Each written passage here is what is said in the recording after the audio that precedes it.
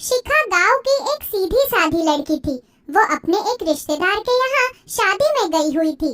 तो वहाँ पर जमुना नाम की एक औरत को शिखा अपने बेटे के लिए बहुत पसंद आ गई। जमुना का बेटा योगेश अपनी माँ की कोई बात नहीं टालता था, इसलिए उसने अपनी माँ के कहने पर शिखा से शादी कर ली। योगेश एक मॉडर्न लड़का था जो मल्टीनेशनल कंपनी में एक अच्छी जॉब करता था। वही शिखा गांव की बिल्कुल सिंपल लड़की थी। शिखा, मुझे ऑफिस जाने में देरी हो रही है। मुझे जल्दी से एक फ्रेंच टोस्ट और ब्लैक कॉफी बनाकर दे दो। French toast? ये क्या होता है? ये क्या होता है मतलब? फ्रेंच टोस्ट मतलब फ्रेंच टोस्ट। तुम्हें फ्रेंच टोस्ट बनाना नहीं आता? नहीं योगेश जी, मैंने तो आज तक कभी इसका नाम भी नहीं सुना। आप ये सब छोड़िए ना, मैं आपके लिए गरम गरम आलू का पराठा बनाकर लाती हूँ। रहने दो, तुम ही खाना आलू के पराठे। माँ, मुझे तो लगता था तुमने मेरे लिए मेरे लेवल की किसी अच्छी लड़की को पसंद किया है, लेकिन इसे तो ये तक नहीं पता कि फ्रेंच टोस्ट क्या होता है। पता नहीं मैं इसके साथ कैसे एडजस्ट कर पाऊंगा। अरे बेटा, क्या हो गया? अगर इसे ये सब नहीं पता, धीरे धीरे सीख जाएगी। मुझे भी तो ये सब बनाना नहीं आता।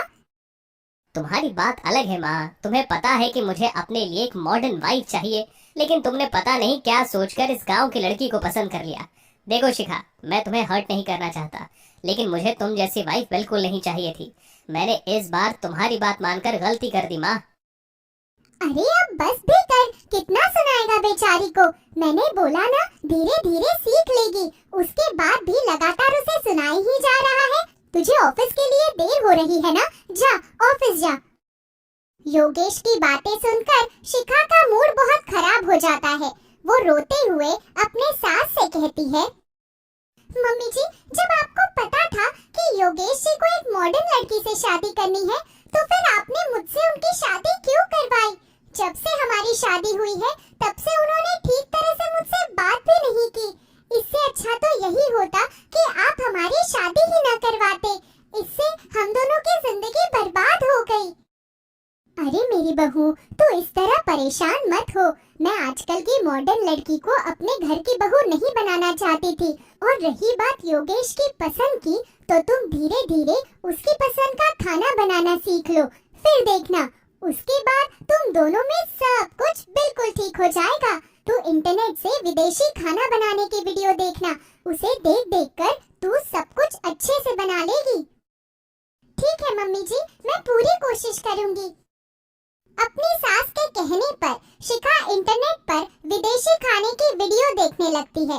तभी उसे ब्रेड पिज्जा की एक रेसिपी दिखाई देती है। अरे वाह, ये तो बहुत आसान है। बस ब्रेड पर ये सॉस लगानी है, कुछ सब्जियां और थोड़ा सा चीज लगाना है। ये तो मैं बहुत आसानी से बना लूंगी। शिखा रेसिपी को फॉलो करते हुए ब्रेड पिज्जा बनाती है। ब्रेड पिज्जा की खुशबू पूरे किचन में फैल जाती है। थोड़ी देर बाद जब योगेश घर आता है, तो शिखा सबके लिए डिनर सर्व करती है। तुमने जो भी बनाया है, प्लीज इसे यहाँ से ले जाओ। मैं और एक दिन भी तुम्हारे हाथ का ये देसी खाना नहीं खा सकता। अरे बोलने से पहले एक बार देख तो ले, बहू ने क्या बनाया है। क्या बनाया होगा? वही रोज की तरह दाल चावल रोटी सब्जी। नहीं योगेश जी, आपको विदेशी खाना बहुत पसंद है ना, तो मैंने आज आपके लिए ब्रेड पिज्जा बनाया है। आप खाकर देखिए, आपको बहुत पसंद आएगा। अच्छा ठीक है, लाओ दे दो। शिखा दोनों को ब्रेड पिज्जा सर्व करती है। वो दोनों जैसे ही उसे खाते हैं, वैसे ही उसकी सास शिखा से कहती है, वाह बहू, ब्रेड पिज्जा तो तूने बहुत ही अच्छा बनाया है। योगेश कई बार बाहर से ब्रेड पिज्जा मंगवाता था, लेकिन उसमें भी इतना अच्छा स्वाद नहीं आता था। बस भी करो माँ। हाँ मैं मानता हूँ इसने ब्रेड पिज्जा अच्छा बनाया है, लेकिन ये इतना भी अच्छा नहीं बना है जितनी तुम इसकी तारीफ कर रही हो। तुझे तो हमेशा इसके अंदर कमी ही नजर आती है।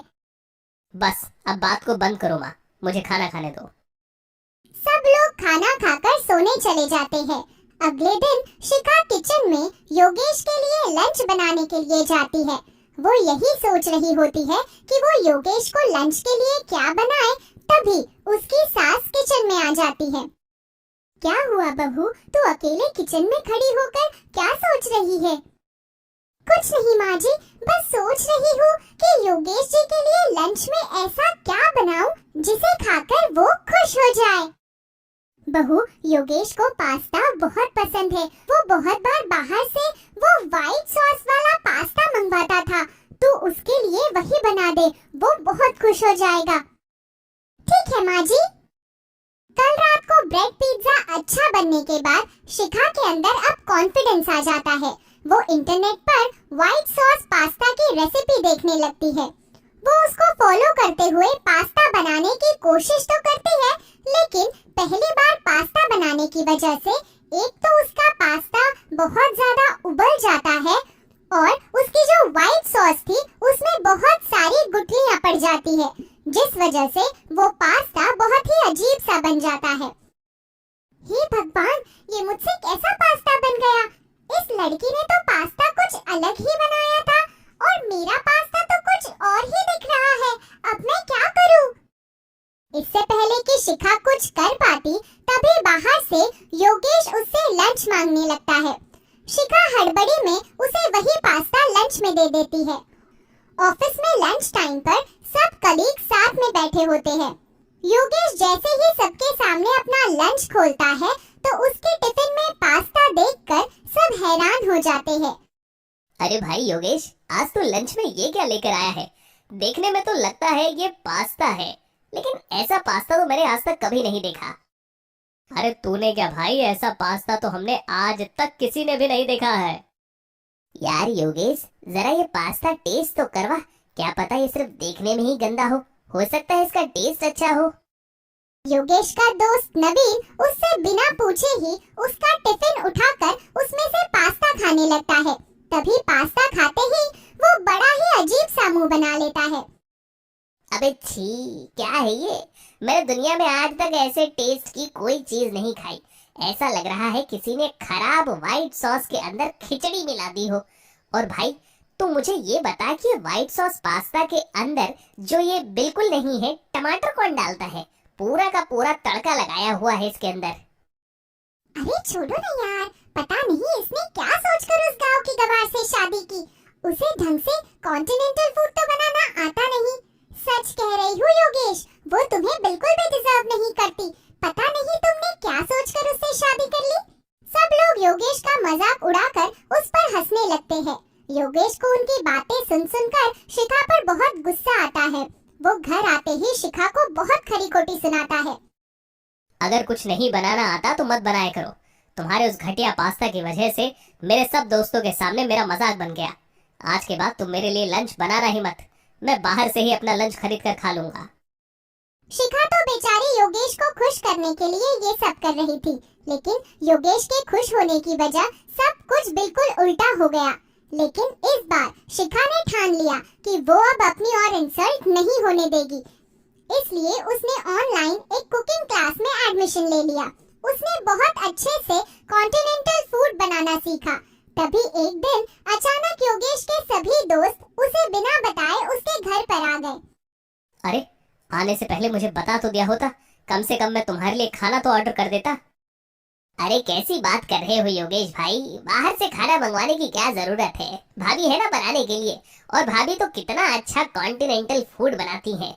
मुझे आज तक इनका वो टमाटर वाला व्हाइट सॉस पास्ता याद है। हाँ भाभी, आज हम यहाँ पर स्पेशली आपके हाथ का कॉन्टिनेंटल फूड खाने आए हैं। हमारे लिए आज अच्छा सा पास्ता बना दो, और वो व्हाइट सॉस पास्ता जरूर बनाना। रहने दो यार, मैं बाहर से मंगवा देता हूँ। अरे नहीं नहीं, बाहर से नहीं मंगवाना, तुम्हारी वाइफ ही हमारे लिए पास्ता बनाएगी। शिखा जानती थी कि वो सभी उसका मजाक उड़ा रहे हैं, लेकिन वो उन्हें बिना कुछ कहे वहाँ से किचन में चली जाती है। थोड़ी देर बाद वो डाइनिंग टेबल पर अलग अलग टाइप के बहुत सारे पास्ता सर्व करती है, जिसे देखकर सबकी आंखें फटी की फटी रह जाती है। ये सब पास्ता आपने बनाया है?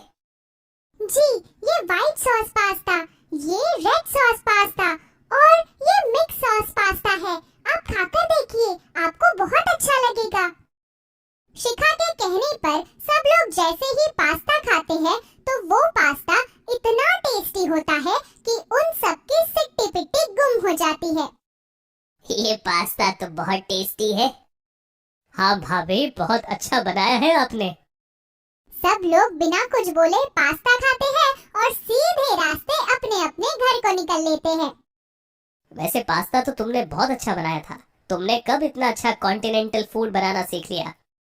बस जिस दिन मुझे अपनी इंसल्ट फील हुई उसी दिन से कुकिंग कोर्स ज्वाइन कर लिया। आपने एक पास्ता के ऊपर मुझे बहुत खरी खोटी सुनाई। आपने कभी मेरे मन में अपने लिए प्यार देखा ही नहीं, बस हमेशा मेरी खामियों को देखते रहे। आपने तो कभी ये भी नहीं सोचा कि आपकी इन बातों से मुझ पर क्या बीतती होगी। मुझे माफ कर दो शिखा, मुझसे बहुत बड़ी गलती हो गई। मैंने तुम्हारे साथ बड़ा बुरा बर्ताव किया।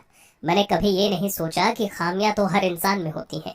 अगर तुम्हारे अंदर एक खामी है तो 100 गुण भी हैं। मैंने हमेशा तुम्हारी अच्छाइयों को नजरअंदाज करके सिर्फ तुम्हारी एक कमी पर ही ध्यान दिया। मुझे आज अपनी गलती पर बहुत पछतावा हो रहा है। प्लीज मुझे माफ कर दो।